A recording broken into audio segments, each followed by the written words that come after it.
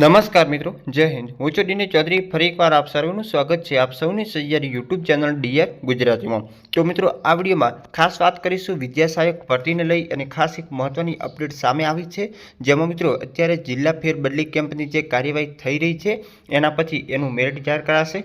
સાથે સાથે પ્રાથમિક શાળાના વિદ્યા સહાયકની 13,852 જગ્યાઓ સામે 65,000 જેટલા ફોર્મ ભરાયા છે।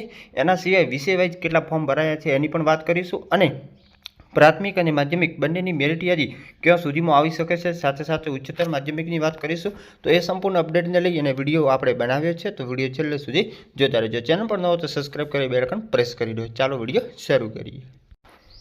એના પછી મિત્રો આગળ વાત કરવામાં આવે તો ગણિત વિજ્ઞાનમાં સૌથી વધારે 19,010 અને સામાજિકમાં 16,623 જેટલા ફોર્મ આવ્યા છે।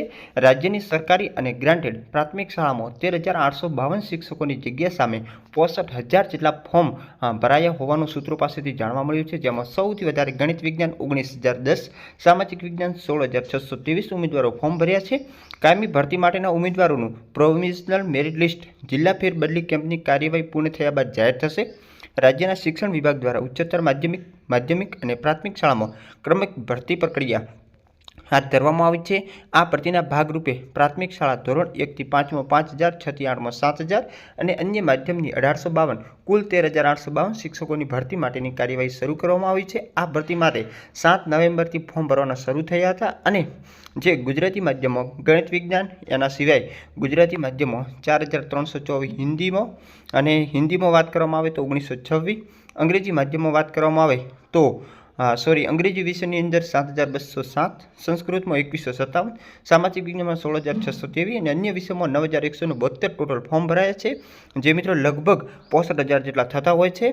અને અન્ય માધ્યમમાં પણ 2,000થી વધુ ફોર્મ ભરાયા હોવાનું જાણવા મળ્યું છે। આ ભરતીમાં શિક્ષકોના જિલ્લા મુજબ ફોર્મ સ્વીકારીની કાર્યવાહી પૂર્ણ થઈ ગઈ છે। બીજી તરફ પ્રાથમિક શાળાના શિક્ષકોએ જિલ્લા ફેરબદલી અત્યારે કેમ્પ ચાલી રહ્યો છે અને આ કેમ્પના 2 દિવસની અંદર ઓર્ડર થશે એવું પણ સૂત્રો પાસેથી જાણવા મળ્યું છે।